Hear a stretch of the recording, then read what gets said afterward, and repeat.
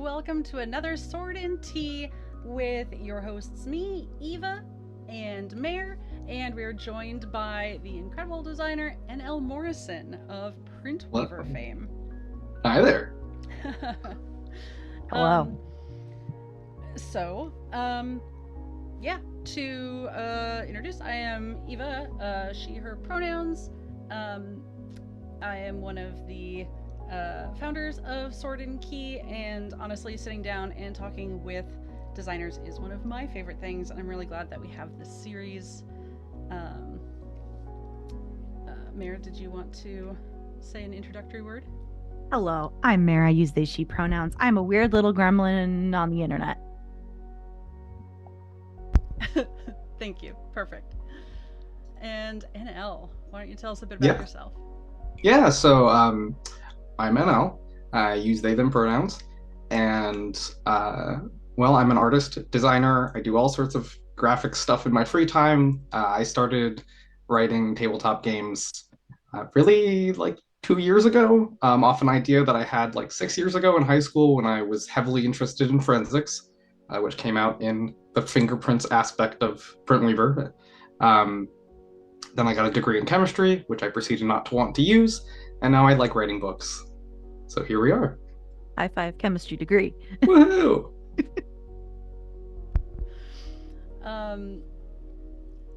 Perfect. I love that there's already that connection, which I would say is random, but I did English and don't do anything with it, so I am happy. I would say it's very helpful in the creative endeavors of TTRPG stuff.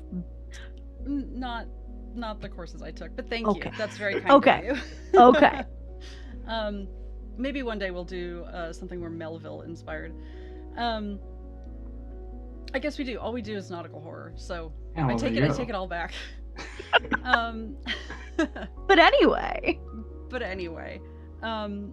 Mare, I believe you had some specific things that you wanted to go into, if you want to lead us off on that. Yeah, I will go into my questions in a second, but I really think we should talk about what Printweaver is for people who might not have ever heard of the game, or like, what is this game that the folks are talking about today? So NL, do you want to tell us a little bit about this really cool book that I have run and not played yet, but I've run it? Yeah, for sure. So Printweaver is a little bit of an old school tabletop role-playing game. The main catch that's differs, it's different than other role-playing games, is that you make your characters with your fingerprints. So you sit down, you look at your hands, and you get the one sole character that is you in this universe.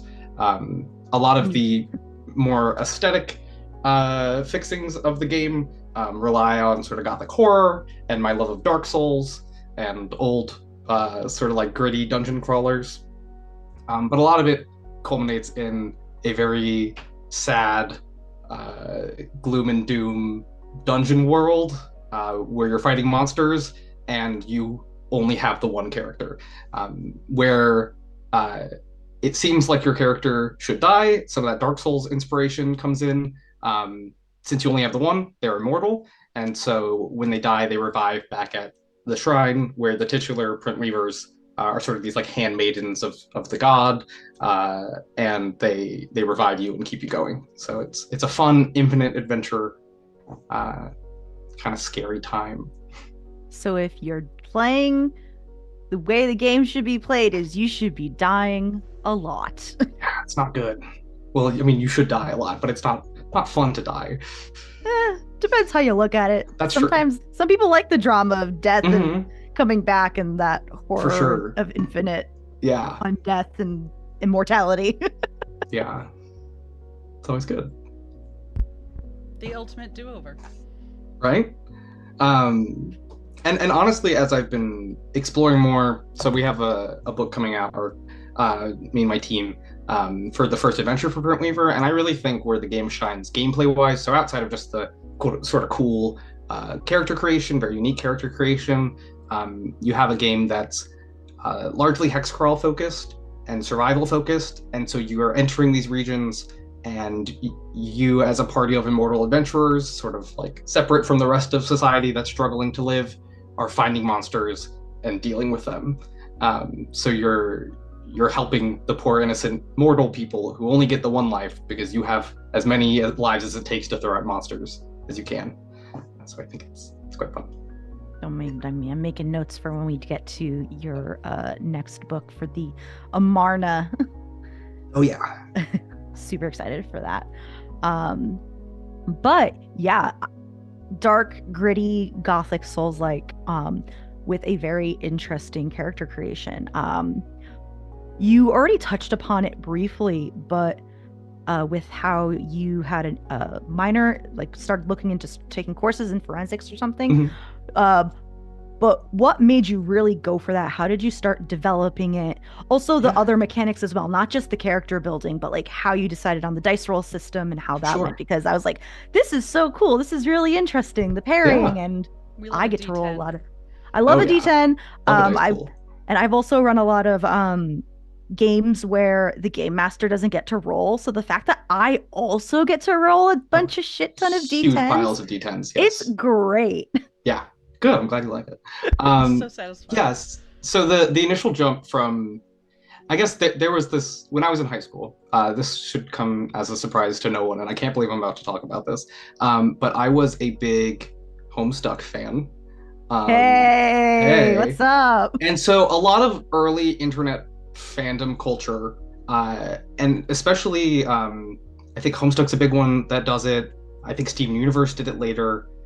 This idea that it's very quick and easy to create an original character. You have these sort of like very strict confines of a world, and then these basically small things you can change that sort of start to make the character your own. And I was really fascinated with that concept of this quick OC ability in genres that I liked, and seeing how that always got me excited to make characters.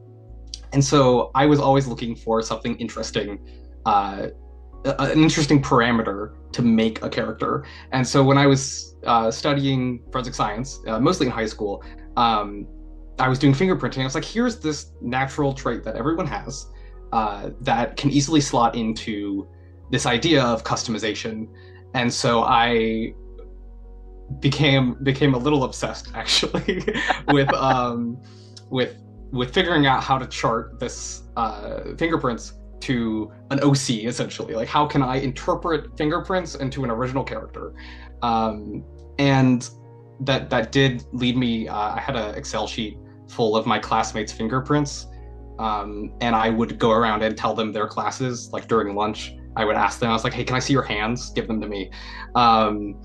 And so I was doing that in high school, and the idea kind of stuck with me for a long time. And it wasn't until I guess my sophomore year of college that I was like, why don't I just write this thing?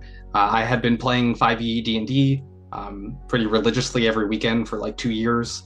We had some long running campaigns, and I started to get a little. I was like, I could do this. I could do this, and so I did it. You did. And I don't know. That's kind of where that came from. At least was I was looking for an attribute that you could really customize, and it also came right around when I first played Dark Souls, and so I was like, what if you were just told who you are? And that's fun, because Dark Souls very much opens with that idea of you're just gonna go deal with this now. You don't have a choice. Go fight these big monsters, and I like that. I think that's fun. So, yeah. Yeah, I never really thought of it like you were talking about the constraints of a character. Like you have to you only have these things, and you build it as is. And I never really thought about that, and I realize I really like it, because then you get stuck with a bunch of systems. You like the D&D, you have Pathfinder, Invisible Sun, like a bunch of those systems. We're just kind of like bombarded. There's so many options, right? Yeah. But this is very very precise. Yes. And very genre focused. Right. And it crystallized in a way that since it is this exploration sort of tabletop or hex crawl based exploratory game, since your character can fit on like a single note card and literally cannot be that character, you can bring it to any other table, and there's no like, oh, but I use this homebrew or we use these rules. Your character is your character, and so no matter what game of Printweaver you play, you have the same character, and so it's very quickly ported and shared, and I think that makes for a fun collaboration. Yeah. I had a brain fart. Eva, did you want to continue? Did you have anything you wanted to touch on here? Yeah, I was just gonna say it kind of lets you dip into other stories and kind of Yeah. build For off sure. of that, which Right. is really nice. Yeah. And so that's sort of how this all began. Mhm. Did you spend time? Obviously, you spent some time, but how hard was it to kind of go through and pick like the other? Mechanics and stuff. That's The right. mechanic, kind of like the like resting, which Yeah. I think honestly makes more sense than in 5e. some other games. Yeah. Specifically Just say 5e.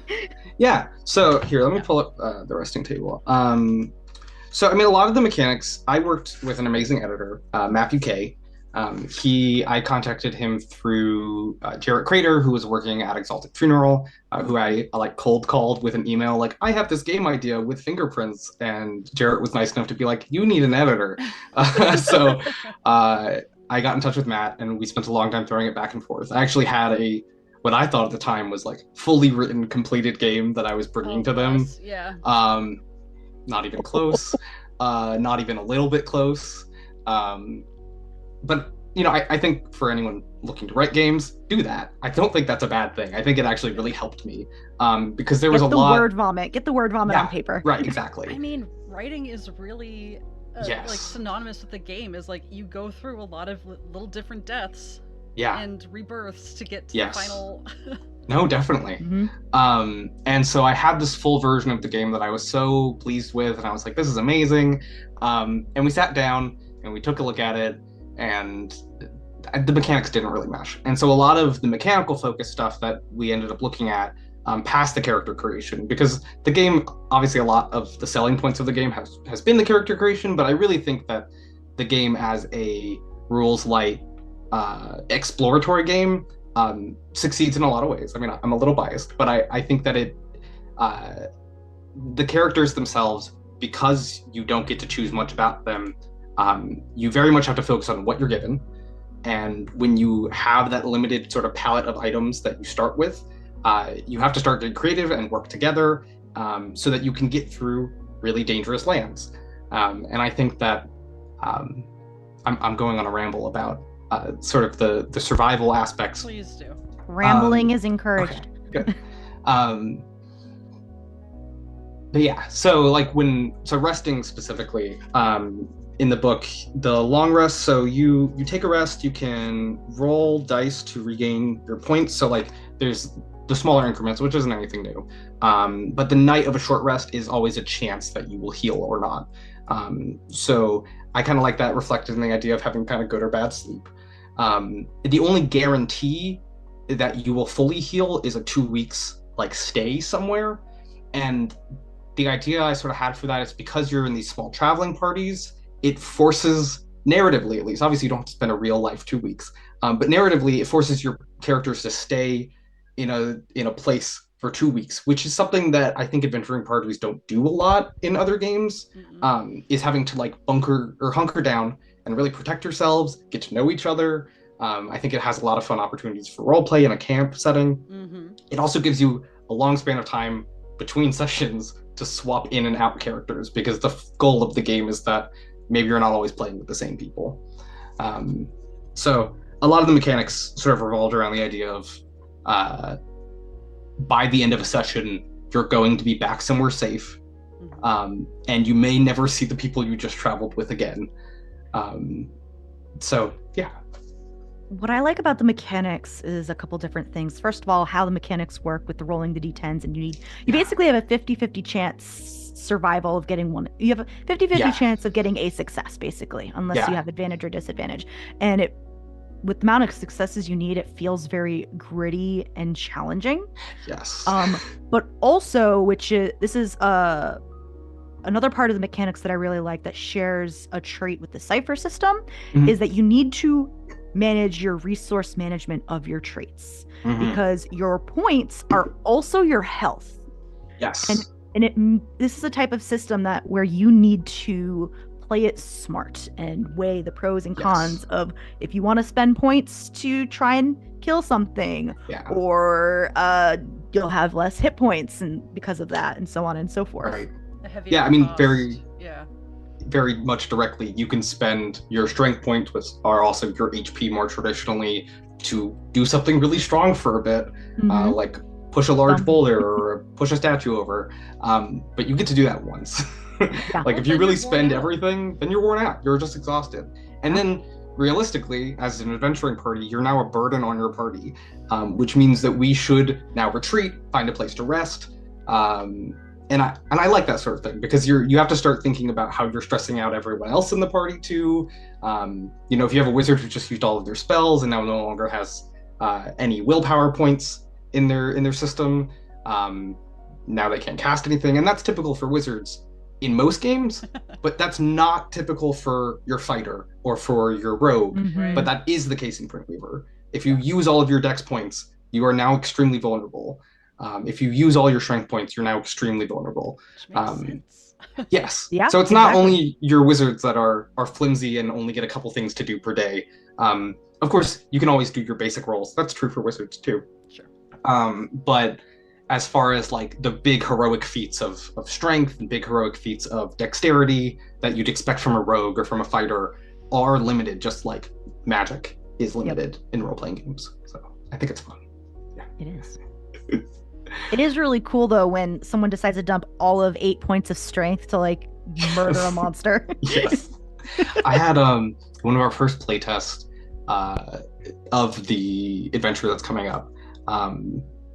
We had a parry on the final boss of the playtest, and then on the parry, the player had dumped in all of their strength points to the attack and rolled something like 23 dice in one hit and just like decapitated the boss, which is amazing because it completely like eliminated its health pool. But it was quite cool. It was like very much like the boss comes and punches you, block, slice, and it goes down, and it's just fun. I like the decisiveness of that at times, because I'm kind of to the hell with balance. Who needs it? I'm not all that interested in seeing a fight play out for a really long time just so it can play out for a really long time. There's no point. Well, it makes it epic, and also It does. That's cool. then you're extremely vulnerable to whatever happens yeah. in the next 10 Yes, minutes. no, after Like- our night there needed to like seriously take a 2-week vacation Yeah. after that. That's what he really needed. Did he get to do that? No, but that's what he wanted. Yeah. Go to the spa, Jim. Yeah, right? Speaking of parrying, when I was first reading up and learning how to run the system, I was showing this to a bunch of friends who I thought might find it interesting. And how did you come up with Big Parry? Because I've never actually played the Dark Souls games, but Okay. a friend of mine has said like that's very like a Dark Souls like thing. Yes. Yeah, so it is pretty much directly Dark Souls there. So Dark Souls has 2 evasive options in combat, really. They have more too, but the 2 main ones that you get as a player are rolling. So that's like the classic funny that you see Tuck the and knight roll. Yeah, rolling yeah. around. It's a little silly, I think, sometimes. And so when you're translating something from a video game to a tabletop game, I think there's a little bit more of that. It needs to actually make sense because you're talking about it. You can, and it doesn't always have to, but I think when you're having those conversations about reality, rolling doesn't always make the most sense. And so the other mechanic for deflecting an enemy's attack is parrying. So typically you need a shield, and the parry is like the perfect timing moment of you see the attack coming in and you throw it back and you get to attack, right? And so I love that, but tabletop games are not time sensitive typically. You're talking, it's slower. And so when I was doing the dice mechanics, you have this rollover damage, or rollover the armor for damage. And I realized that, okay, Which if you I roll... also really like, by the way. I'm glad. less extra Yeah, less rolling. rolls. Yeah. When you roll exactly the armor class in Printweaver, then the enemy gets a chance to parry. And I kind of saw it like this: instead of doing 0 damage and just nothing happening for the turn, you're now hitting the OB is the obstacle for the enemy. So it's not only armor, it's also how hard they are to hit. And so the OB hitting it exactly is like you hit their obstacle, and so now they're turning it back on you. So there's this kind of constant momentum. And when we played some of the early playtests, we had like parry chains go like 3 or 4 like parries back and forth. Because most of the armor classes are like 4 and below. So if like both people have armor 2, you just need 2 successes, and that's like a pretty common roll for flipping a ton of coins. Like, okay, you got 2 heads out of like 8 or something. That can just keep trading blows, and it's this real feeling of like swords clashing, and it gets very stressful. And it's fun. Haven't seen that yet. That sounds so It's a good time. It's a good time. Well, it's yeah. Yeah, I mean that's like a good game of tennis, or even just watching to. It's a volley. Like, yeah, exactly. Yes, for sure. So good. Yeah. So I do enjoy that. And we had, so there's some stuff in the core book in the Monstrata. So in the monster section in the back, where instead of parrying, specific monsters can have an ability that activates on a parry. So like if you hit, I don't know if I can think of one right off the top of my head. Look right now. Would it be under? What would it be under? Be under some of the attributes. In, like the features of the monsters. I found one. Ooze features. When parrying, paralyzes target in an icy shell. Strength versus will. Yeah, that's based on if you've ever played Ocarina of Time, there's some ice enemies that when you hit them, you instantly get frozen. Yeah. I think that's so funny. And so, but yes, so like that idea, there's this extra type of action during combat, which is specifically response actions. I think slots well for a game where you're paying attention to what monsters are doing and responding to them. So they also respond back. And it's very mechanically ingrained that there is this parry. It also immediately reveals what their armor class is to you, which is sometimes nice information. So you can know if you're spending more points to hit them, or if you need to like be scaling it back because you keep hitting their armor. Completely unrelated, because I just opened up to ooze. I think one of my favorite ooze things is it explodes upon death, dealing 4d10 damage to all in close range. Oh yeah. Level bomb. Is it 4d10 like total, like how you calculate vitality, or 4d10 on like number of successes? It is number of successes. Oh well. Well, if you're doing it on the actual roll, it's a lot more. That's why I was confused, so I figured I'd at least ask right now. Fine. Yeah, you're good. I tend to bullshit my rolls anyway, so it's fine. Yeah. Yes. Yeah, most of those dice rolls, unless specified otherwise, are for successes. Just to keep the damage low. But that is another thing. So like travelers themselves have like average 10 health. And so in a game where some of the swings for the bosses, I can pull this up. Me stares at Amber's character who had like 17 or 18. Right. Okay. So like that's good. You have some frontliners there, right? 3 frontliners and a rogue. Oh, that's always good. So like there are monsters that can do like upwards of 25 damage in an attack, right? So if you only have 10 health, you're gonna want to get lucky on those coin flips, or just don't get hit. And it's not just my philosophy. It is some of that old school roleplay, old school Renaissance stuff that talks about the best fight is when you can avoid. Like you want to pick your battles. And for an exploratory game where you're moving through a sort of a larger region, and you're being faced with these taxing encounters, I think it's okay that you throw balance out the window a little bit, because if you choose to get engaged, you should know what you're getting engaged with. So you should have done reconnaissance. And if you get blindsided, you'll die. That's just how the world But you'll come back. It's okay. But you'll come back, yes. And then you get to come back with that information of that wasn't so good. Maybe we don't engage that thing. Sucks about your stuff, though. Speaking of which, this is the perfect segue into my personal little nightmare, which is the Pridless. Oh yeah. I love the concept. It's horrifying, but also it's great. It's not just that there's life after death for you, but also kind of an undeath for your body. Yes.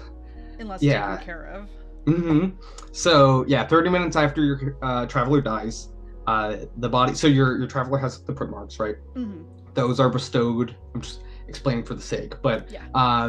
your print marks are bestowed upon you by the one god of the setting, Providence. Those are your sort of divine imbuement. Your corpse is left without those print marks when you go and revive. Now you've taken them with you for your new body, and so this hollow vessel now is at the whims of the monster world, and quickly, well, within 30 minutes, unless you burn the body, mutates into this sort of, it's sort of a zombie, but it's a mutant. I've had people relate it to like the Venom symbiote. Yeah. This inky mutating monster mass that is hungry for more print marks because they're now lacking theirs. They want them back, and so it's a very quick way to have your like TPK, your full party knockout. Suddenly is now 5 mutating monster masses which eat each other and then get even stronger, and then go on to eat a ton of other monsters in the area. And now you have an area boss that is representative of all of the monsters that used to live there. They eat monsters too. They can, yeah, why not? They just let's go. I thought they only ate travelers. Yeah, yeah, I mean, let's go. so like in a lot of the ones that I've run, they're generally just this consuming force of darkness, and so they end up reflecting the area they just sort of took over. Sure. They're hungry and mad. They're hungry and mad. Nom nom nom. Print marks. Even if they don't get print marks. Print marks are their priority for sure, because that makes them stronger. For each print mark they consume, they legitimately gain that point in their stats. So it quickly snowballs into a real problem for people. And they're the only monsters that can permanently kill a traveler as well. So once you're inside the printless, there is no revival until that printless is slain. And some of my favorite, like, in fiction stuff about that is that when you kill a printless that maybe was already there, suddenly in the region surrounding, there might be like 5 new travelers that just got revived. They've been sleeping for 1,000 years inside the printless. I love that. They died to it last time, and now they're here. Congrats. And so confused. And so confused. And the world looks entirely different than it did when they got eaten. And that's a fun way to introduce new characters. That's a fun way to start a campaign. Let me make some notes. Yeah. No, I love that. Yeah, and I like printless as a they're meant to represent final bosses in some way, and the threat that travelers pose, your immortal characters pose on the world just by existing. I don't think a game with immortal adventurers works if you're not a little bit of an outcast. Yeah. I think that there are times where you can be championed as a hero, but it's a gritty world. And not everyone wants the guys who fight monsters around, because that means there's monsters around. And so the fact that travelers who fail legitimately endanger everyone around them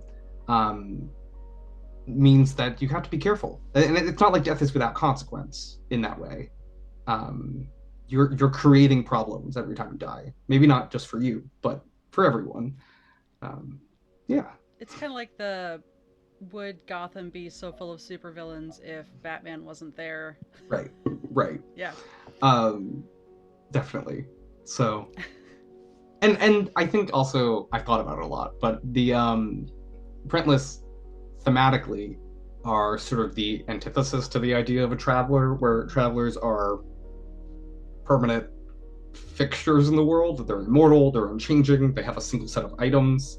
Their stats never change. I mean, outside of some magic situations, you're levelless. There's no classes. You are who you are. The printless are different things every day you see them, and are very, very scary because of it. And so when the game deals with this idea of like you're fated to play this role, and religion has told you this is your role, the scariest thing is things that are always adapting to the situation you're in. Yeah. Well, so I think they play a good horror. You Yes. are the problem, and they are the void, like representing Yes. the only thing that can change you. Yes, your exactly. only death. Like, Yeah. which is the existential horror to their actual like yeah. physical like Right. Yeah, actual other horror. for sure. And I do like the idea of like all the travelers that have been eaten by the printless. This is like a whole separate topic. Exist in a like afterlife limbo realm where they all get to hang out together and be like, we died to the same monster. The waiting room. It's the waiting room until they get back out, right? Because you have Yeah. this immortal soul. And Why is that's the door locked? Like, can I Right? get out? yeah, there's two travelers that show up in the next adventure that are spirits that have crossed over from inside a printless. So they're like brief glimpses of phantoms of travelers that have been eaten by a printless in the setting. But no body. But no body, just like ghosts, essentially. And they're really mad that they've been stuck in there. And so one of them is quite antagonistic because of that, and the other is like, I will help you in any way possible to kill this printless. I want out. And so I think it's fun. And those are supposed to mirror phantoms in Dark Souls, where you have otherworldly people coming into the world and either helping or fighting you, that are like other players from an outside game, sort of, that have infiltrated in some way. Someday, Dark Souls is so cool lore-wise, but it's... Yeah. I have a fear of the dark. I can't do it. Just turn that gamma all the way up. It's fun. I Such a good game. Yeah, I've I seen know it. it's good, but there's also no very few accessibility options for casual gamers. That's completely fair. Yeah. Yeah, I recommend Elden Ring for that. You can play with Oh, yeah. like the other editor people. has arrived. Hello, Matthew. Matt and Jack. Oh. Hi, Matt. You NL was singing your graces earlier. Oh yeah. Couldn't do it without him. For sure. Oh no. All good things, we All good promise. things. We're only talking about good things. The pressure's on. Oh yeah.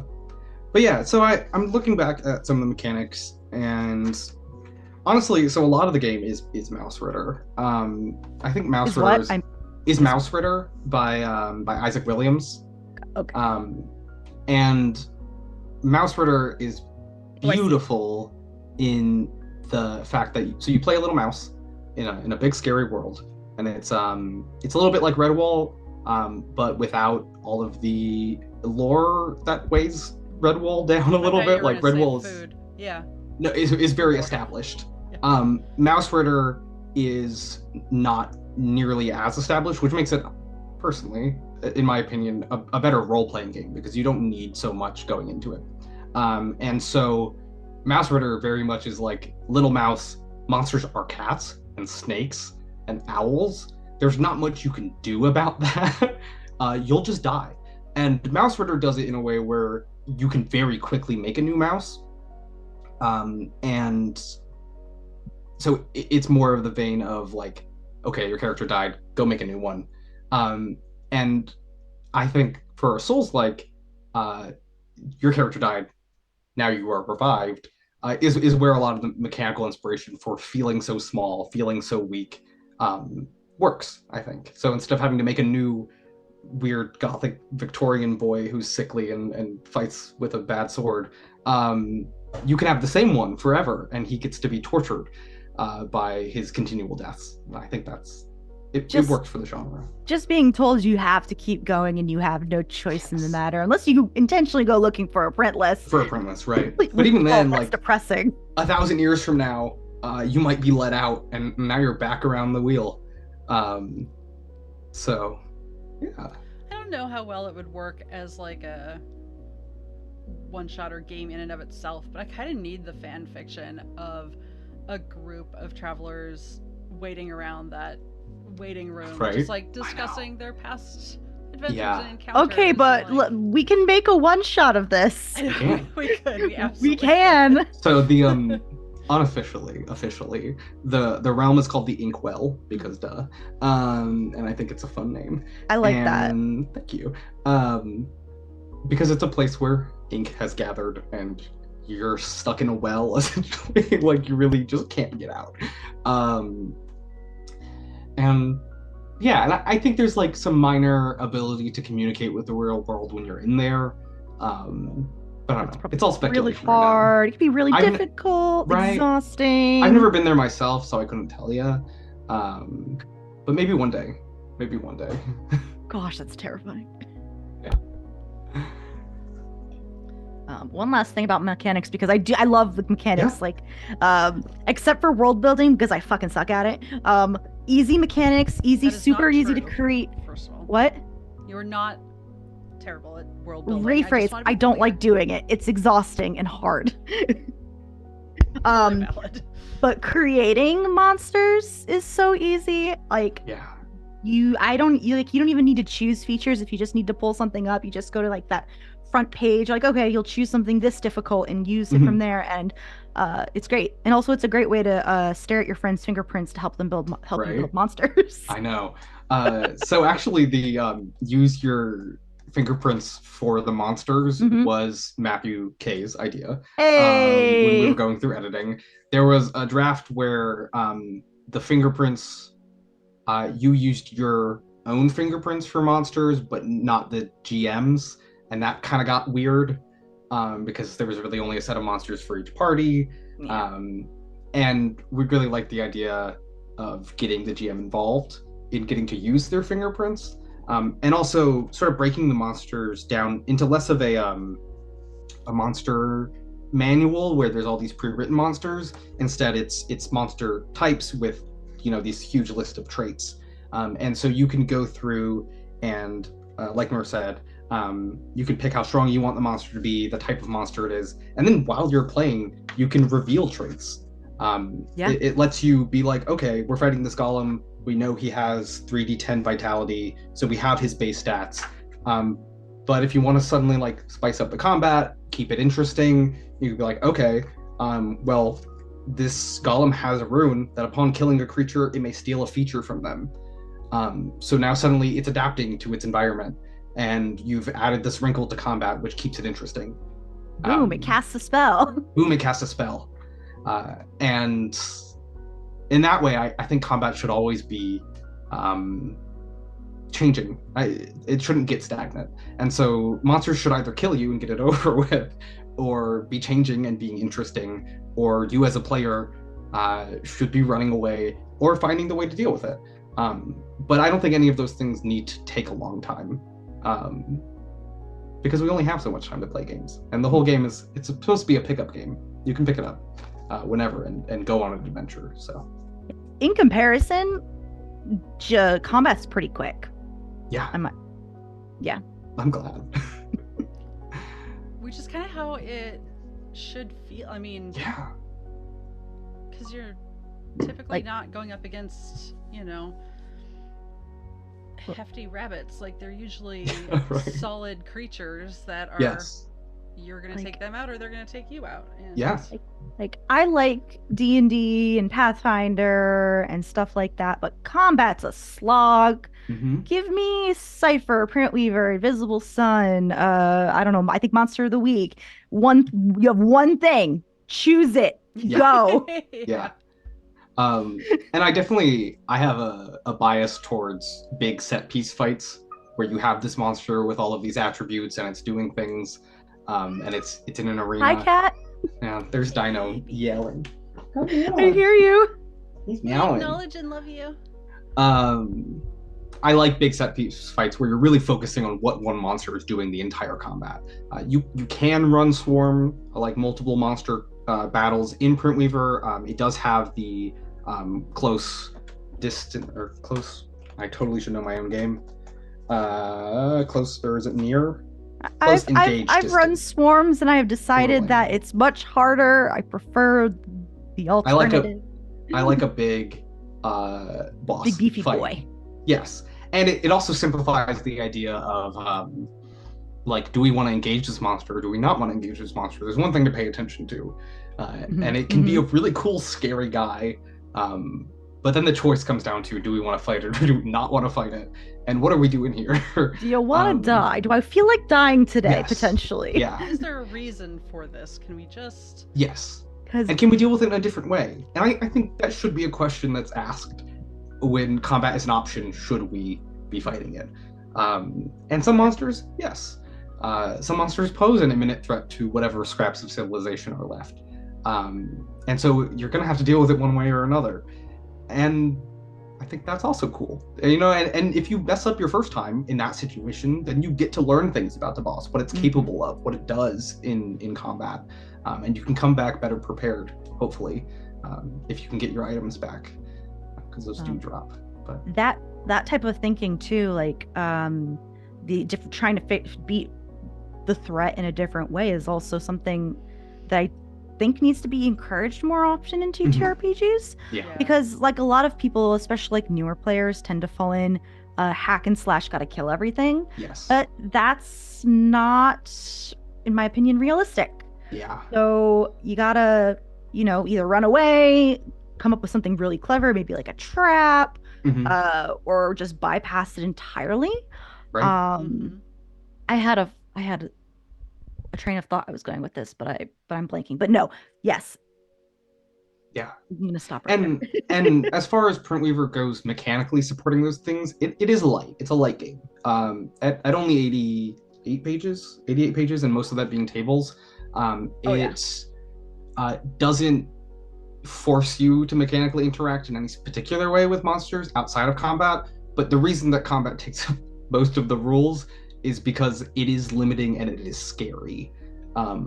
It's meant to be that when you go and want to approach this in a different way, the GM gives you a lot of chances, a lot of conversation. It should be a dialogue around how we're dealing with this monster. But if you choose to fight it, good luck. Here are the rules that you have to live by in a battle. Godspeed, because Godspeed. If you feel like feeling like dying today, think about it real hard, because you can come back, but dying still hurts. It's not good, right? And you're going to be out of commission for 2 weeks, and the dungeon might change by then. The monster might wise up. I change strategies. Just as much as you remember it. Exactly. Since I have you here, you just kind of touched upon it. So when you get revived, do you only have one vitality? Because I've been oops. That's okay.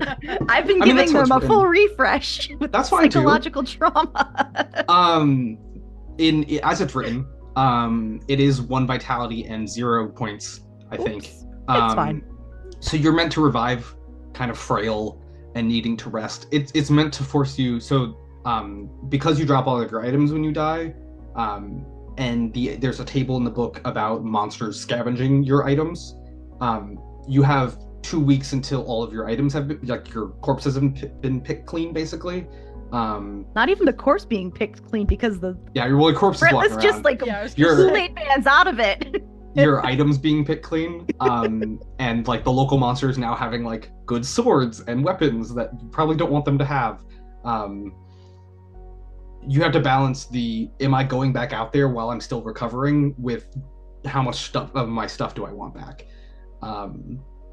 And so it's meant to be a bit of a decision on, are we staying here for the next 2 weeks, which obviously could just be a time skip as far as playing a game. Right. You could say 2 weeks pass as you guys wait in the camp. But in that 2 weeks now, we're going to have to roll some dice and figure out whose sword is still where it was when we left it, and whose sword has wandered off into another part of the dungeon. Doesn't mean it's gone forever, but it's now being used against you the next time you find it. Sorry, I was looking at the rules. Oh, you're good. And so there's a gradual change that I think relates directly to the rest table on how many of your items you can find after doing certain types of rests. So it's pretty close 1-to-1. So it's fun to have to decide, do I want all my stuff back? Am I willing to go back down into that dungeon at 1 health and no points to try to get my stuff back? But maybe your sword was given to you by your late wife, that's and you true. need to go get it. And you need it. Put it in a safety deposit box and use a different sword. Right? I'm telling you. So speaking of safety deposit boxes, in the next adventure, there is The well, banking not specifically minigame. safety. Yes. So we had a bank for a while in the rules, Yes. where you could store weapons and items with a print weaver. I'm still all for that. I don't think it needs to be written down to. I like that. You just give it to a character. And Like, a you print can make weaver friends will- with print weavers. There's we'll keep it nothing safe. saying they can't do you No, a they can solid. be your friends. Mhm. They're weird and kind of riddly, but they can be your friends. Yeah. In the next adventure, there's caches from former travelers that have been through the land, and so every once in a while you might stumble upon like a note that's like, we couldn't defeat this monster, and stored underneath a rock is like a nice magic dagger for you. So the next person who comes through can find that note, realize there's something dangerous up ahead, and also get a little loot upgrade. And so if you're doing those death runs back, the idea that there's these caches is meant to also encourage players to build their own caches. The next time you find a big hoard of loot, bring some home, hide some in a tree somewhere, I like that. dig a treasure chest. So next time you die and revive, you have some stuff to back up. Oh, I love very that. smart. Recovery kits, yeah.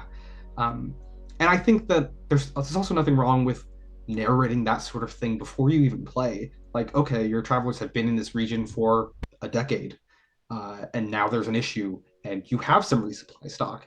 I mean, that the sort of thing that it can really you can build up a world where your travelers have been travelers for longer than just the session start. I think that's fine and fun. Also, that can really help if you start finding caches and start building. It really forces the players to really play with their inventory slots. Yes. And start thinking about what they really want to keep and like what they want to stow away. Do I want to keep my starting gear, or do I want to put it down somewhere? Look at this really, really cool extra ring I found, or this extra weapon. Yeah. Is it worth bringing into the dungeon where you might lose it to a monster, or do you need that power? Yeah. That's fun. And if you freeze some of those travelers, if you kill a printless, and I assume those travelers come back with nothing. Oh yeah. Like, you can and they're like, or... you looted my cache I left here 100 years ago. Hey, that hey. Finders keepers. That's exactly right. And yeah, so I like the idea, because you're immortal, because the world is always in decline. There's never really an era of prosperity to return to. You have potentially, hundreds of years of travelers working in the land, killing monsters as they show up, and building these networks. There's always outposts that have fallen previously established by travelers. And it kind of gets into the other, really the only form of progression in Printweaver, which is both exploration and knowing about monsters, but building outposts, building safe havens so people can live again. And so when you use the ink, the monster blood in the game to ward an area, to make it safe, and then you do that enough, you can make an area sort of permanently safe, at least until the warding goes away. And I sort of saw it as, in this survival game, you're in this dangerous place, a ruined kingdom, ruined castle. You want to reestablish life and living and prosperity eventually. And so in doing so, you're building up these outposts, you're getting new places to revive, but you can also stockpile those equipment so that people can start defending themselves, and don't need you to come back. I would love to run a campaign of Printweaver that runs for a long time, at least long enough where I can see, like, okay, we've got a town established. We're the founders of this town.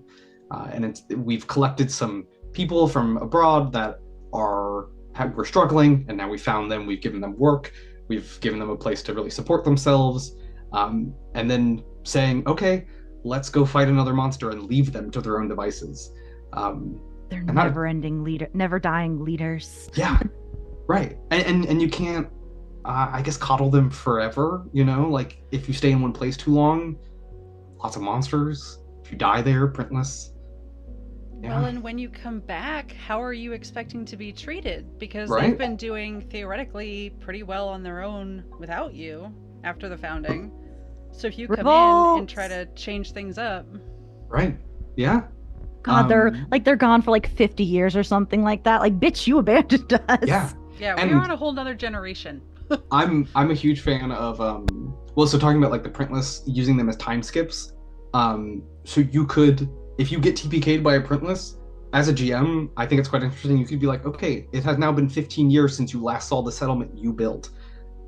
You're returning looking exactly the same, but all of the people have aged. They think differently of you. Maybe that printless that ate you went on to destroy that settlement. You find its ruins. And so, yeah, I mean, that's the sort of stuff that makes me very excited as a GM. I'm a big fan of getting to see the effects of players on this large scale. Well, and they know it's you too. Like the printless still looks like you, Oh, yeah. right? Just Yes, like yes. bleh. Just gross. Yeah. Yeah. Oh yeah. There's no mistaking it, at least in its early stages. For, oh yeah, that's this knight that passed through here earlier. He's dead and back. No, it's my twin sister. It's my twin. Yeah. Exactly. I see Matthew posted in the chat. Have you talked about the subway yet, or is I it was still just a going secret? to say, I promise no Subway. hard-hitting like investigative journalism questions, but I feel like if It's your okay. editor brings it up, If it's under NDA, it's fine. There's no Yes. Or if your cat Dino, you said, Dino. Yeah, says no, that's okay too. I think Dino would want me to talk about it. Okay. A little bit, at least. Dino's Yes. always right. Cats are always right. So, there is in the next adventure an underground mega dungeon. Yes. That is, so a lot of the since it is a hex crawl, I have set it up as like cities are just as much of a type of region as forests are. So they have encounter tables and rules for moving through them. And below the entire region is a subway tunnel system called the Atroducts, and there are some scary monsters. It's really difficult, but it is yet another way to explore the map. If you're building those settlements, maybe you find a nice entrance to the subway system and another one on another part of the map, and now you have a nice underground. You can maybe clear it out of monsters. Just more of those options for how you're establishing yourself in the world, which is, yeah. Hey, NL, when is the pre-order for the next book? Yeah, I'm not sure if we're so I'm trying to get pre-order set up. I think what it's gonna look like is probably a pre-order, like a release sign up through Exalted Funeral, and I'm hoping to get that through by the end of this month. Yeah. The book is not far from completion, but the real hurdles right now are production and warehousing and shipping and printing and all of the back end stuff. You gotta get like the proofs, make sure it looks everything great. looks good. And so the book is really in its final days here, and it's exciting. It's really exciting. I've been writing. So it's the End of Amarna. We're starting with the end because it is Printweaver. I had been writing it alongside Printweaver originally, so it's now been like 3 years since I started working on the adventure, and it's my first time writing an adventure, and it's such a different beast from writing a system. It's it's an undertaking, but I really like the world that's been built so far. I built the entire hex map in Minecraft also, so that might be available alongside the digital download if people want to use that in their games. But it's just like a fun. I was bored one weekend and I was like, I want to see what this looks like if I'm walking around it. That is delightful. Oh, that sounds great. We are. Oh, I just saw your message in chat, Eva. We're asking the same thing. I didn't see those. My bad. It's cool. It's fine. I didn't even notice the Zoom message either. It's fine. There's never a good consistent place for it.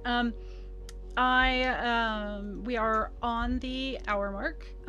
So I just wanted to touch base and see where you were on time. If we wanted to go to a quick break, or if we wanted to wrap it up and maybe do a part 2 at a later date.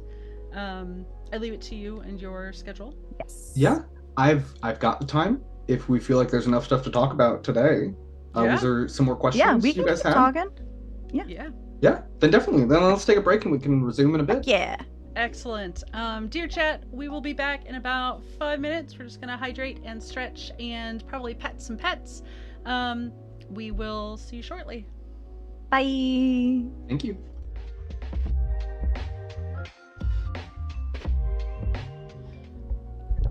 Hello and welcome back to Sword and Tea with your hosts, me, Eva, and Mare, and we are joined by designer NL Morrison. Hello. And we are discussing Print Weaver and the End of Amarna.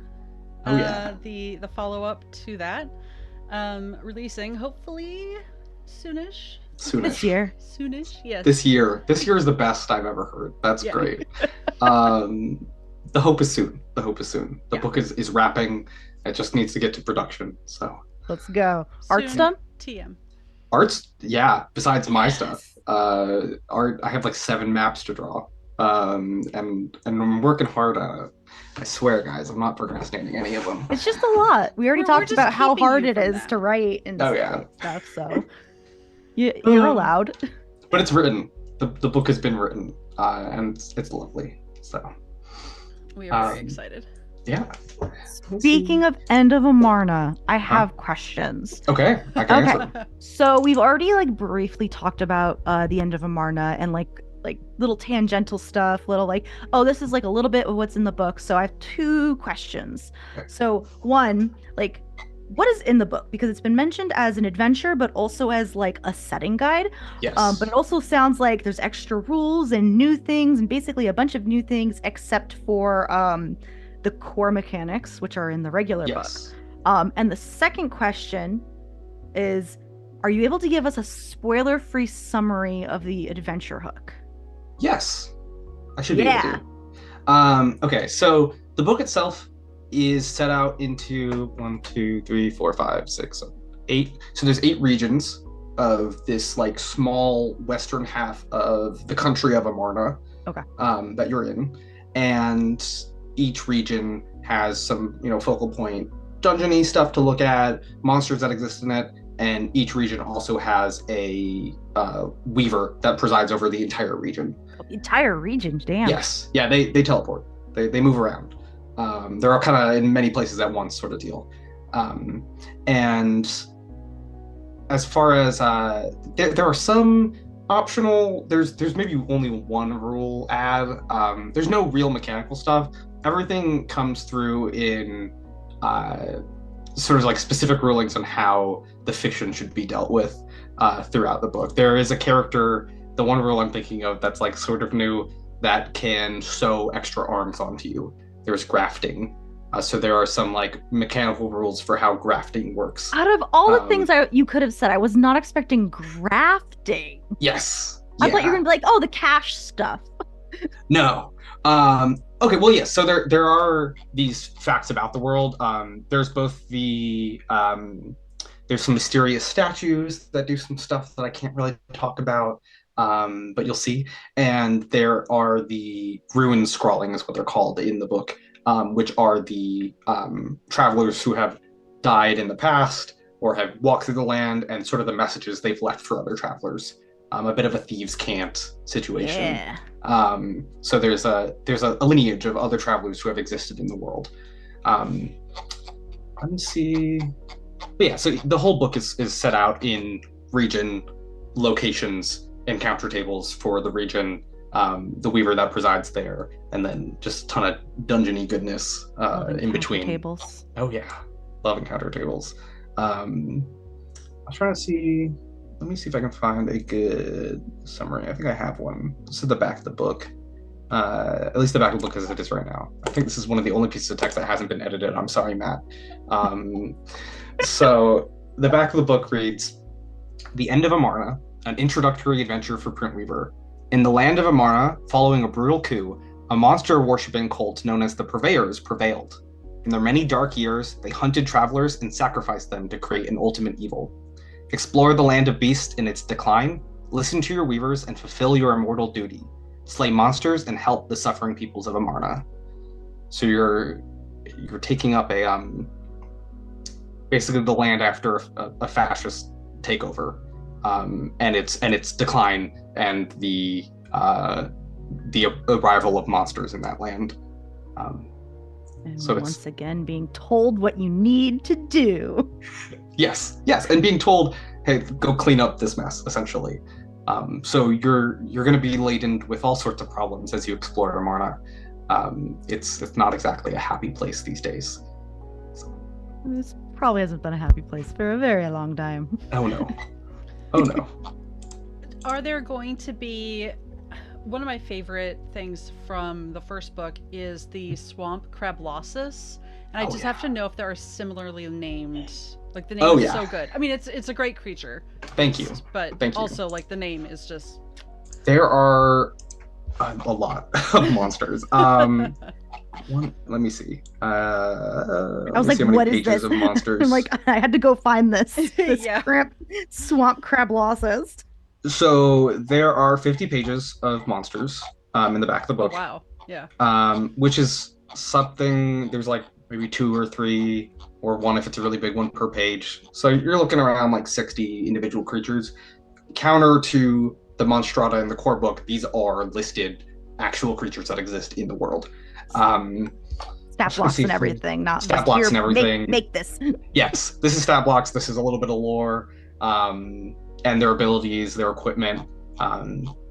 Specifically, I think there's like 8 like full-on boss fights with phases, which I was really, really happy with. Phases. I love phases. Phase 2. Think it's down? No, it ain't. There's this little icon marker in the back of the book, like underneath the boss fight. So you have like their regular stat block, and then it shows like the qualification to enter phase 2, and then their second stat block. And like the additional moves they gained. And so I really like it's very clear in the book that like some monsters just gain entirely new sets of abilities and moves and access to all sorts of stuff at like half health, or when they get down to 1 health, or when this certain criteria is met. It makes sense. You're not going to use like certain moves like right out the gate until you know what you're working with. And that's one of those things that, again, is very much inspired by Dark Souls and similar RPGs where you have this, like, the second health bar fills up. But I think that moment's really impactful in a role-playing game where, okay, you've maybe died to this monster a few times. Suddenly, now the fight is different. It's completely switched up on you once you get far enough. And so you get to double down, hope you survive, and make it through whatever crazy bullshit is happening in the back half of the fight. You think you won. You won. But yes, exactly. And I think that's fun. So there's quite a bit of that with the boss fights. I'm just equating it to savage raiding in Final Fantasy XIV. You just keep going and going and going, and you keep dying. See it, like a little. Learn the mechanics, and then you die again. You just keep going, and it keeps you on your toes. And I think that's good. I was kind of surprised if there's any good fun names like Swamp Crablossus. I think they're all fun.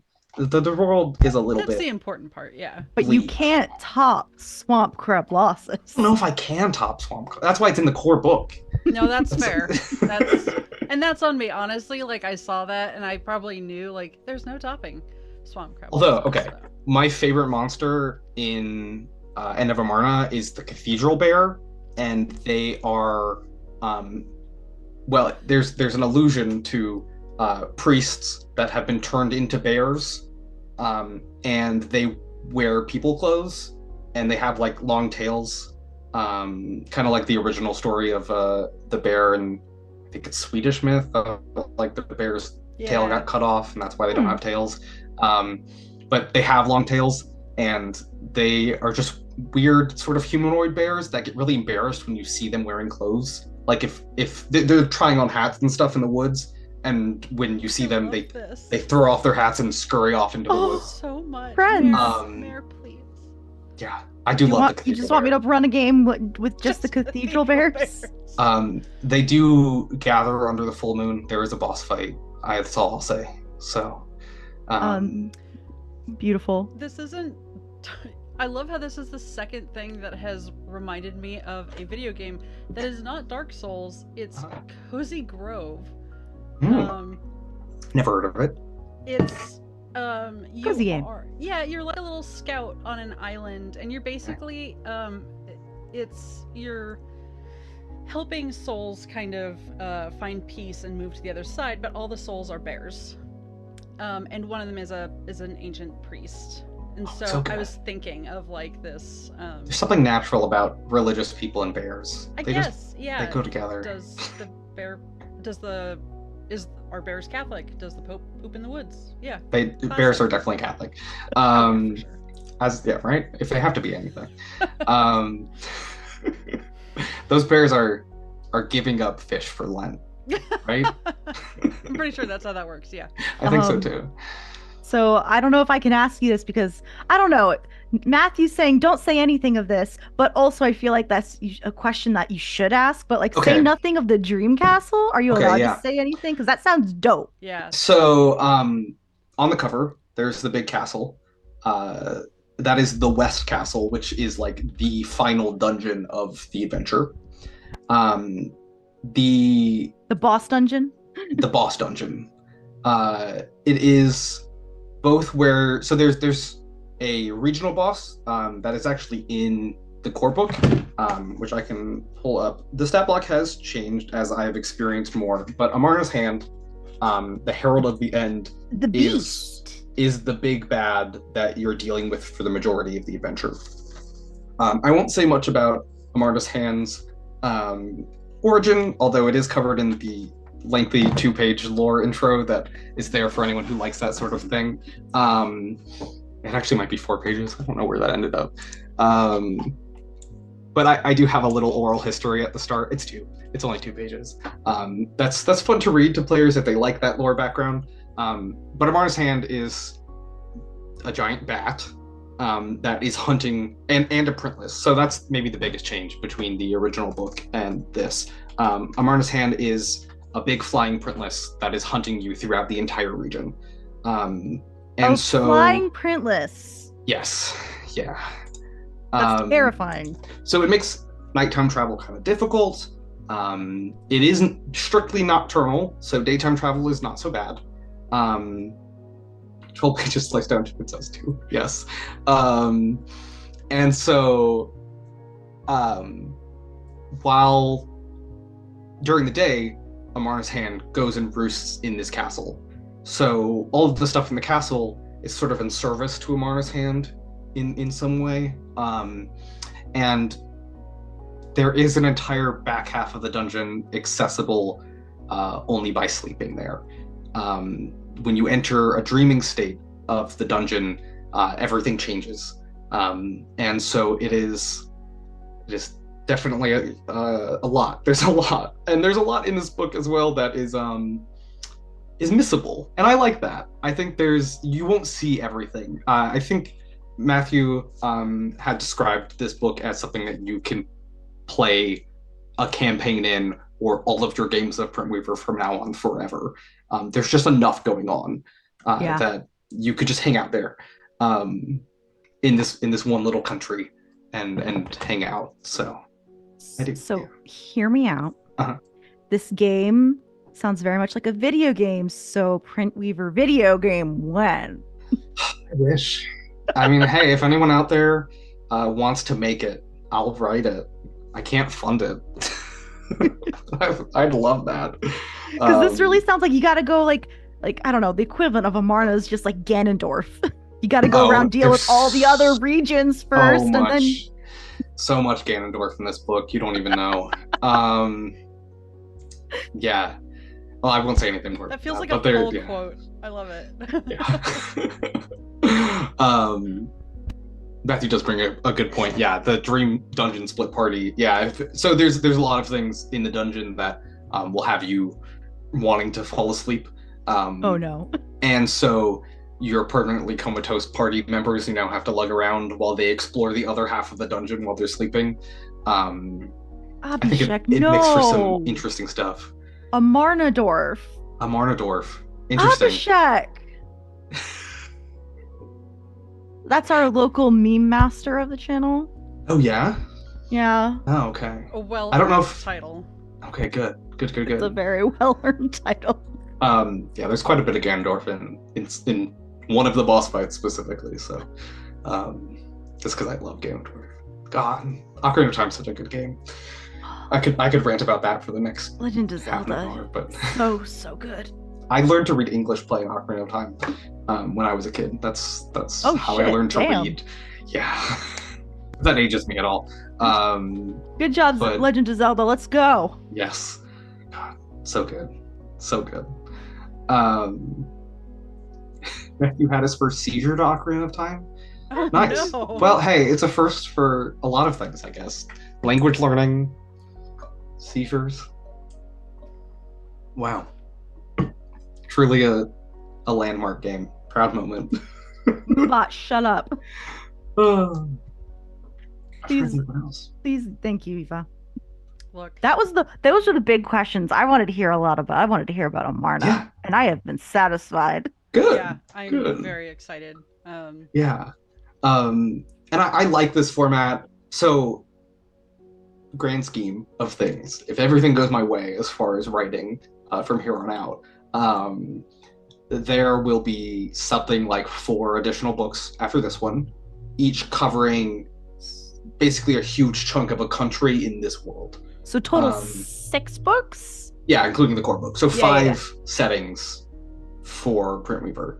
Oh, I'm excited. Let's go. And I want each one to take very distinct, like, I guess, takes on the idea of what travelers are, and how they fit into society. So, like, in this book, this is a land where travelers were executed en masse, and really kind of rid from the land. There are no travelers there until you guys get there, or there haven't been travelers in a long time anyway, because the ruling party of that land was very threatened by the idea of immoral adventurers. They don't really mesh well with government most of the time. And so you're coming into a land that is frankly very scared of the idea of travelers, and they have been. And so it's a little more hostile, but going into other regions, I want to explore where travelers have made sort of a niche for themselves.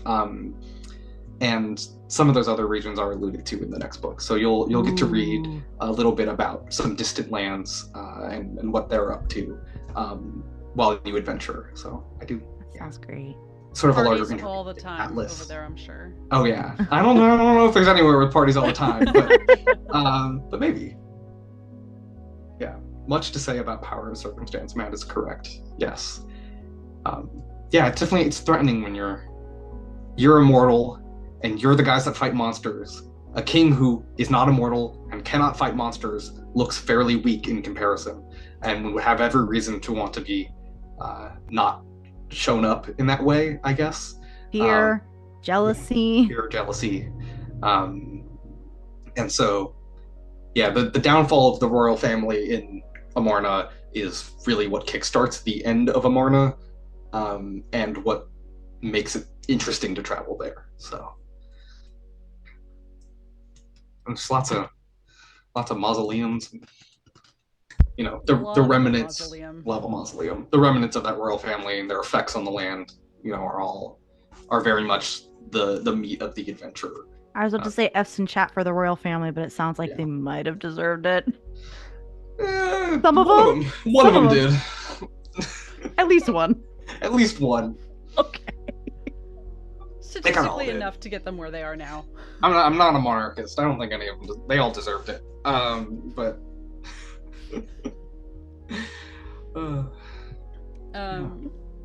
Well, to prevent me from going off on a Kate Middleton tangent, what are you working on any other projects at the moment? I mean, I know this is like right now. Yeah, big. This has been focus, the big one. The other 2 like back burner projects I've had for a while are a game called Fighter Gamma, which is a there's Matt in the chat already about Fighter Gamma. We've been throwing that one around for a while. Actually have some. Sorry, just a moment. Here's 2 of them. So it's a slightly card-based. There's 2 of them. It's a Ooh, I love the art. Take on 2D fighter games. So when you play, there's like a line that you're on, and you can move back and forth, and then all the characters have a line fighter. Is that technically? Yeah. So like a 2D fighter, but role playing game. Kind of less role playing, more board gamey. But each character card has like a set of moves, and I don't know if these ones are very good ones. No, actually, these have the wrong backs on them because these were my prototypes. But here's a character. This is Dr. Orpheus. And so it has these like each different move, and then as you roll, they can combo into other moves. And it's sort of like a board gamey strategy game with a big cast of characters that are in a deck of cards, which I'm enjoying about. Toyota Corolla, there was a fan character, so we did like a couple rounds of tournaments. There was a fan character that was Toyota Corolla that I think their main move was like they can speed up every turn and then spend all their speed by hitting the brakes and doing damage to someone. Oh my gosh. Nice. Which is quite cute. I think so Toyota Corolla directly inspired the main character of the game, who's a circus bear, because I love bears. And her like second form is based on the same idea of speeding up and then stopping and doing a lot of damage. Because we really like Toyota Corolla. If you don't include, I'll never forgive you. It wasn't mine to write. It wasn't even mine. That was a fan of the game. So that's something I'd like to see at some point. Much different. Much different. Very different. My other work in progress game is spiritual homage to Pony Pals, the book series by Janine Betancourt, which would be like a teen fiction game about the bond between a rider and their horse as they adventure through trails in like the American wilderness and the responsibility that comes with having the horse, and sort of an adventuring party of horse girls. I think it's staring at Eva. No, I was like, man, we gotta, man. And that's another one I've been working on for a little while, but definitely is, again, much different than what Weaver is trying to accomplish. They're literally so like opposite ends of the spectrum. Yeah, but I enjoy it. I went to a local horse show to do some research for the Pony Pals game. It is not directly licensed with Pony Pals, so I think it's called Junior Writers Society right now, but I haven't. It's very much work in progress, so it's completely that different. also kind of ties into like the Saddle Club, like the yes. Yeah. Yeah, or Junior Babysitters Club. Like it's supposed to sort of evoke that idea of a scholastic book fair. Yes, that's the vibe I was getting. Yeah, it's very much intentional. I do. I make Matt stay on his toes when it comes to editing. I'm making him edit all three of these projects, and so there's a lot of tonal changes as we work through some of these. Keeps you on your toes. The whiplash. The whiplash. Well, that way you don't get complacent and like, oh, more Yeah. gothic, you know. Right, exactly. And it's sad, depressing. It's amazing what exploring different genres while you're writing can do when you come back. So like, there is so much horse content in this next book, and I don't know why, but a lot of the symbology of the royal family is horse related. And because I was reading about horses and watching horses and learning about them, I was like, these are so cool. I'm just going to throw some horses back into here. And when you pull in inspiration from stuff that isn't typically gothic horror, you end up in a lot of cool places. And so I think it's worth expanding horizons as far as genre goes when writing games. Yeah, it's always interesting. I love that. Can't tell you how much I've learned about horses since meeting Eva, playing a centaur. So much horse stuff. Good. Yeah. Yeah. Interesting. But yeah, those are kind of the big projects. Of course, like every RPG writer, I write a notepad a night in my phone of like, what if game that did this, and then they go nowhere. But those are the three that I'd really like to see, or I guess Print Weaver is already coming out. Those are the other two that I'd really like to see get made at some point. If any publishers really want to publish a Horse Girl game, please contact me. Please, publishers, we need you. Please do it. Yeah. Do it. Please. The show will become insufferable. It's going to be all success. We've already got Print Weaver. We got a lot of big fan base. Oh, yeah. Apparently a huge fan base in Italy. In Italy, yeah. It's done quite well in Italy. It was up for Game of the Year in Italy. That's right. It was nominated. Well deserved. Good for you. Yeah, they're doing a great job over there. It's the guys at Negrito Press. They're a offshoot of MS Edizioni that publishes Blaze in the Dark and Root over in Italy. So I was very happy to get to work with them. Nice. But it's their like indies branch that they've started recently. And Printweaver, and I think Yokai Hunters is the other game that they make over there. It's really cool. They're great guys. They've really taken it out of my hands in Italy. They have all sorts of they have videos in Italian of them in like spooky masks, like showing the book off. Oh, that's delightful. Which I think is so That's cute. amazing. And they run it at cons over there. And they've been asking me for this adventure, so we're getting there. So it will hopefully come to Italy as well for anyone wondering. I really want to know like how it got so like big over there. Like, do you have any idea? I don't know. Some of the first like early reviews of the game were from an Italian Facebook page that was talking about the game, and I reached out to that Facebook page and was like, "Oh, thank you so much for reading the book. If you ever want me to send copies or anything." And then I guess it made its way through the grapevine through Italian like games forums until what's his name? I'm so sorry. Enrico Emiliani, that's his name. He reached out to me and was like, "We're starting this branch of our publishing company for indie games, and we'd love to get Printweaver and translate it." And I was like, "Yeah, go for it." That's amazing. That's a market I'm not tapping right now. Like that's awesome. Please go translate it. Have more people play this game.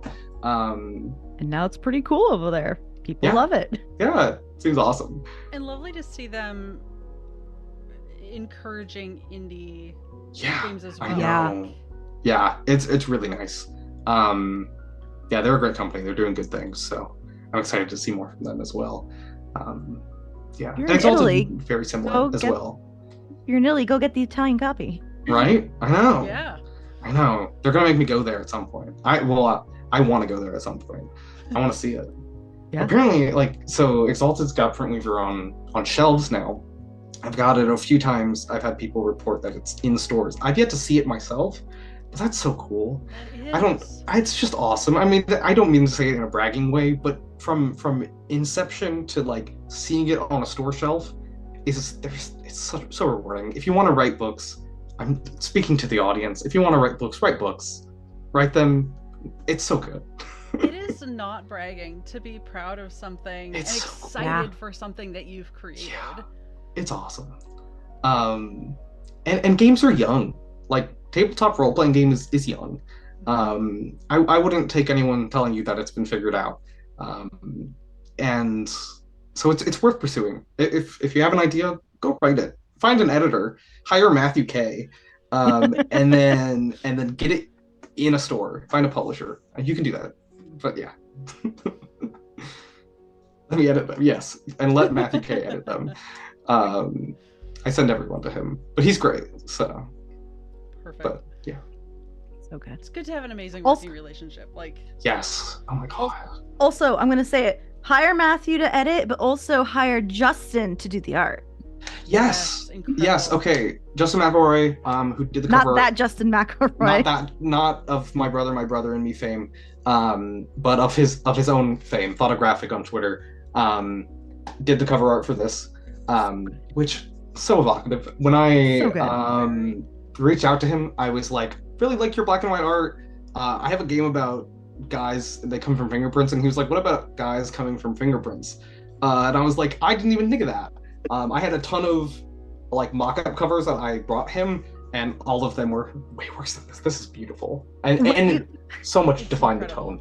When you let an artist go ham, it's always going to be better than whatever you come up with.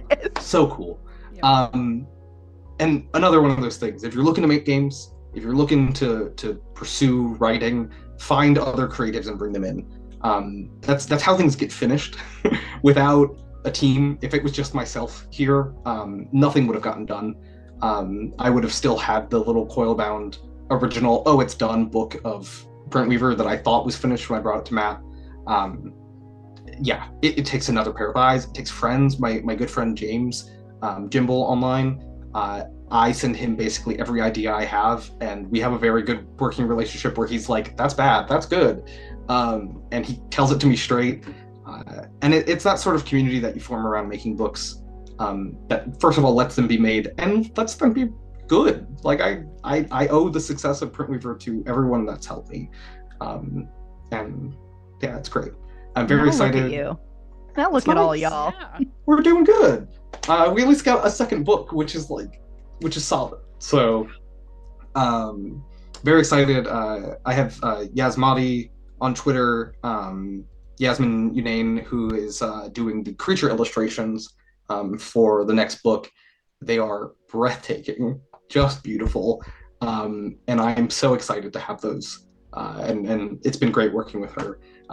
So you'll see more of those as the book gets closer to release. But when I say they are beautiful, they are beautiful. I was shocked that they're in my book. Like it is such an honor to have them next to writing that I wrote. So I can't wait. It's exciting.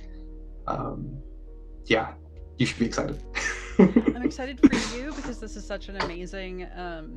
I mean, having the first success is so good. Then to have an amazing follow-up, but also selfishly, I'm excited for us to get to see it and read it. To be playing it, that'll be good. It's good stuff.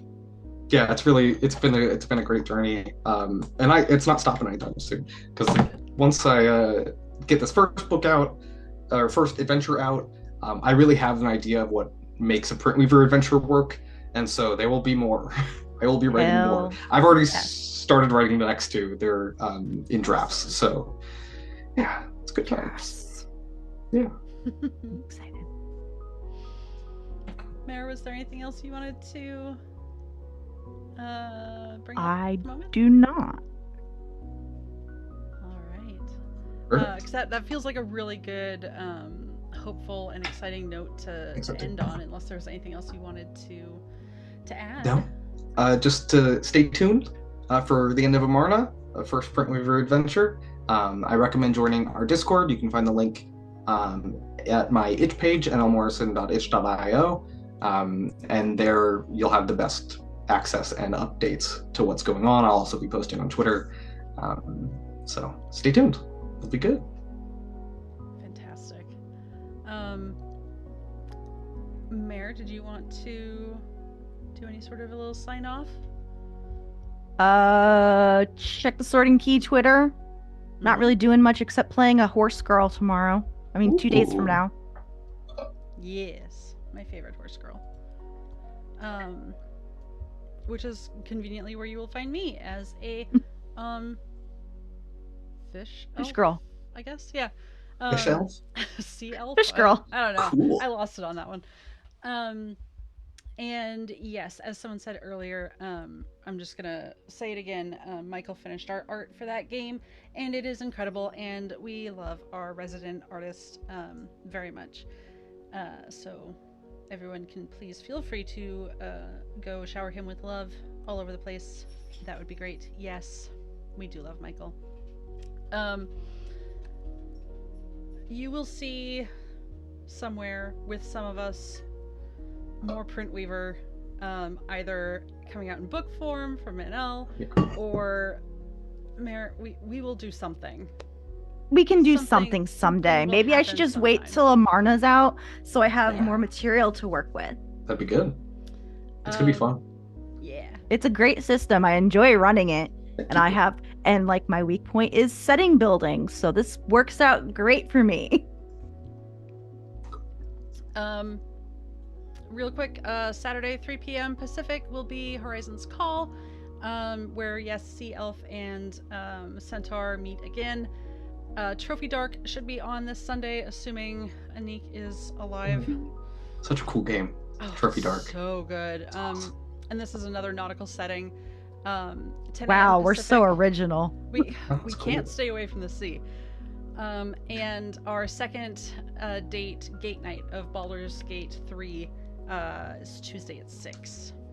And then the next week is next week, and we'll get there when we get there. thank you very much for joining us, NL. Thank you for having me. Wonderful conversation. Yeah. And we look forward to seeing more from you. I look forward to seeing more from you guys. I'll be tuning in for any print review streams for sure. You know, I've already tagged you in the past. If I run another like game, you're gonna be like the first person to know. Good. Reach out. That's awesome. I'm big on games. If anyone's running games, let me know. I like to know. It's cool stuff. All right. Take care of yourselves, everyone, and we will see you later. Bye. Stick around for the raid. Yeah, we are raiding Valdrianth. I'm sorry, I had that on the tip of my tongue, and then I didn't. They're playing Old Gods of Appalachia. Yes, Let's also go. very good atmospheric horror. Let's go. I'm sure there are content warnings. I don't remember what they are specifically for this game, but creepy shit. If you listen to the podcast, Southern Gothic. It's fantastic. Awesome. Oh, it's so okay. good. Oh, NL, listen to the podcast. I've never heard of this. Play the That game. looks awesome. Oh, I'll fill you in when we get off call. So Don't worry. Take care of yourselves, y'all. Bye. Yep, have a good one.